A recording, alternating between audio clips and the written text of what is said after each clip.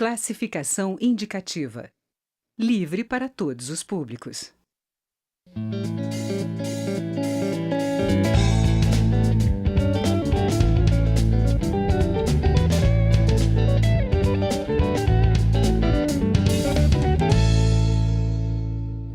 Já virou tradição. Vai se aproximando o dia 8 de março, o Dia Internacional da Mulher, e a pauta de votações aqui no Congresso recebe uma grande quantidade de projetos relativos a propostas reivindicadas pela bancada feminina. No mais das vezes, são medidas voltadas para os direitos humanos, como o combate à violência contra as mulheres e o aumento da participação feminina na política. Eu converso nessa edição do Palavra Aberta sobre as políticas para a mulher com a deputada Conceição Sampaio, do PP do Amazonas.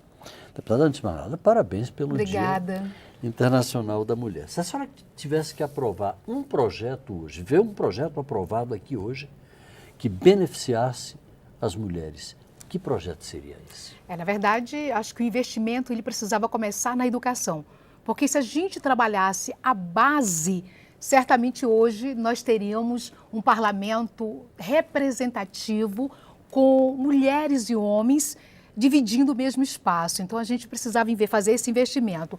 Agora, uma medida necessária que nós não teremos a chance de aprovar, infelizmente, ainda nesse mandato, porque em função da intervenção federal, nós não podemos hoje mexer em nada da Constituição, que seria a PEC 134, porque ela sim vai garantir, quando aprovada, uma maior participação das mulheres nas cadeiras já dos eleitos. Eu acho que isso também faria uma diferença muito grande. Estabelece uma espécie de cotas. Não cota para você ser candidata, mas ela trabalha a possibilidade de você ter uma divisão mais igualitária, porque tudo depende da decisão política, não é, Paulo? Claro. E a gente vive esse mês de março, ele é um mês simbólico, né? Aquele mês em que a gente traz a pauta, não é uma pauta de mulheres para mulheres, mas é uma pauta da sociedade onde as mulheres, infelizmente, ainda têm uma participação muito pequena nos parlamentos. Nós temos uma subrepresentatividade,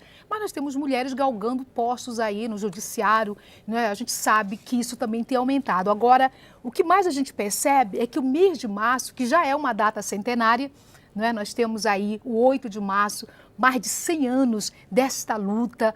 O mais importante é quando a gente aproveita também o março para renovar compromisso. Eu estou sempre falando e eu fiquei feliz quando você iniciou a sua fala dizendo isso, né? É aquele momento que a gente traz assuntos que interessam não só as mulheres, né, Paulo? É uma pauta de mulheres, mas é da sociedade, né? Porque a violência que mata mulheres é um problema de mulheres e é dos homens.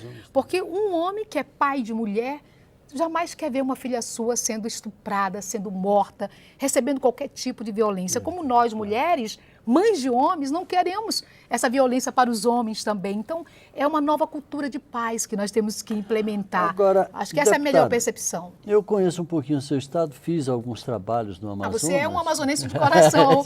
Queremos ver você muitas vezes lá. Adoro aquele estado.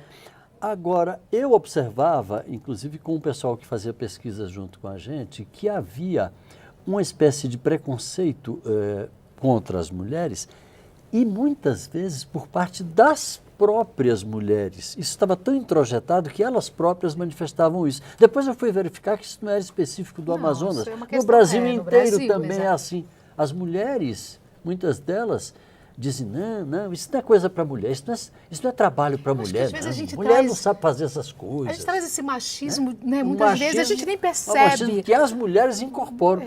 Como é que a senhora entende que se deva trabalhar no sentido de combater esse tipo de machismo feminino, vamos chamar assim? Que muito já se combateu, não é, Paulo? Muito já se fez.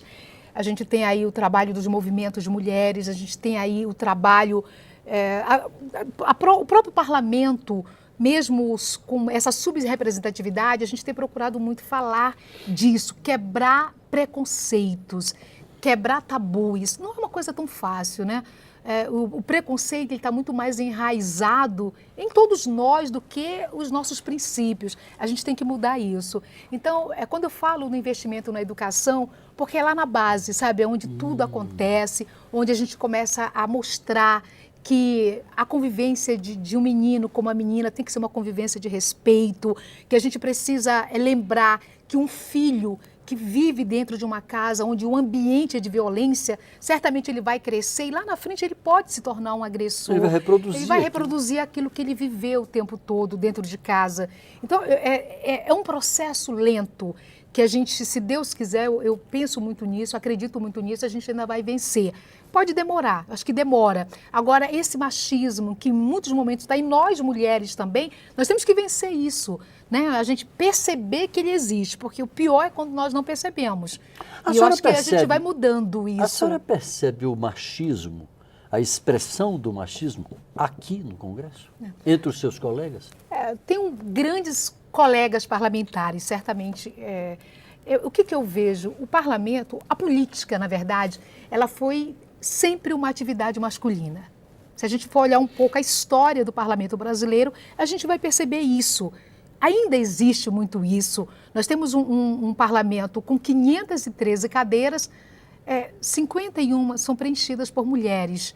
Não é? Então, é claro que essa é uma casa ainda muito masculina. A gente precisa mudar. É curioso, deputada, que lá no Império a presença feminina era muito forte. Carlota Joaquim, Princesa Isabel. Exatamente, né? A gente fez. Se a gente for olhar, essas figuras são muito mais fortes do que as mulheres, no período republicano. Mas é isso que eu imagino. Eu acho que nós estamos ainda resgatando, porque a história ela já trouxe mulheres muito fortes, não é? Mulheres que mesmo demonstrando a sua força, mas nem sempre elas apareceram recebendo o brilho que elas mereciam ter, não é? Elas faziam para alguém aparecer. Que a gente tem na a gente história sabe até as isso. Nossas heroínas, Maria Quitéria, exatamente. Então, Silva, é muito mais de você lembrar, e eu sempre converso isso com as pessoas de um modo geral, que nós mulheres, nós queremos, quando a gente fala de igualdade, a gente não está dizendo que nós queremos um parlamento feito só de mulheres, não. Nós queremos que as mulheres possam também ter uma candidatura onde elas se tornem opções, não só, porque a cota diz que tem que ter 30% de mulheres, ou 70% no caso, e 30% de homens. Não mas por nós isso, queremos, mas por merecimento, por mérito, por você, Paulo, achar que uma mulher será capaz de lhe representar.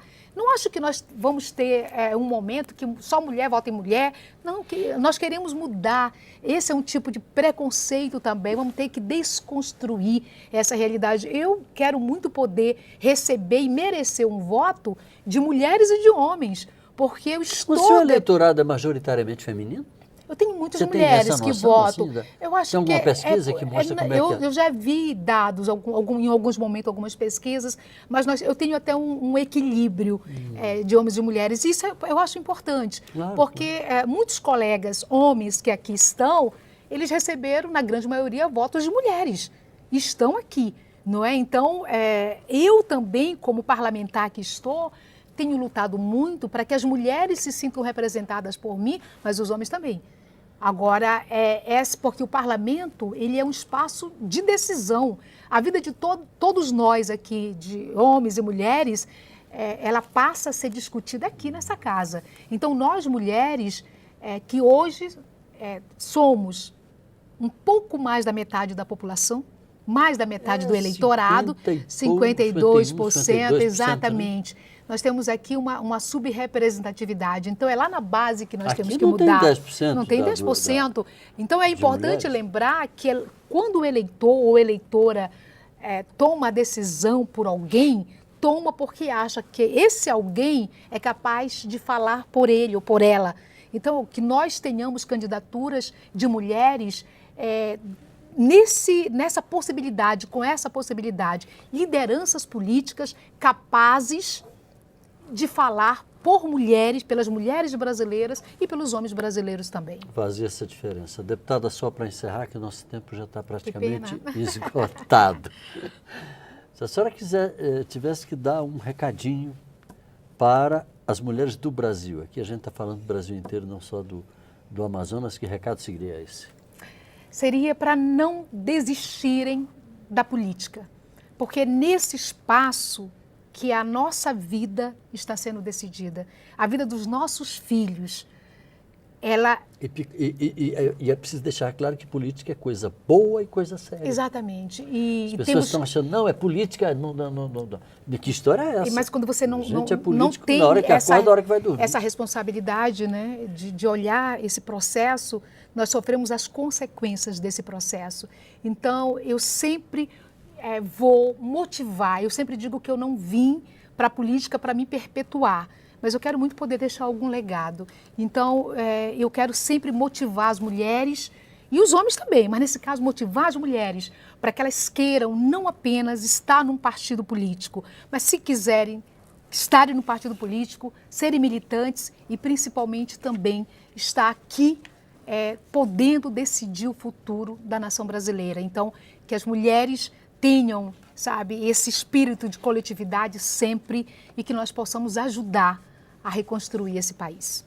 Deputada Conceição Sampaio, do PP do Amazonas, muito obrigado pela sua participação. alegria. Parabéns mais uma vez. Obrigada. Pela passagem do Dia da Mulher. Obrigada, fico muito feliz, não é, de estar aqui com você, que é um querido, falei que é um amazonense de coração, não é? Mas principalmente por ter sido escolhida pelo meu estado para, em nome da população, estar aqui falando por ela. E isso me dá um prazer. As pessoas costumam muito falar, mas Conceição, e agora no futuro? Eu cumpro o meu mandato como uma verdadeira missão. Eu sou muito honrada, agradeço muito a Deus por isso, porque falar pela população do meu estado, não é? É uma honra. Obrigada, Paulo. Obrigada a senhora. E a você de casa, muito obrigado pela audiência. Um grande abraço e até a próxima.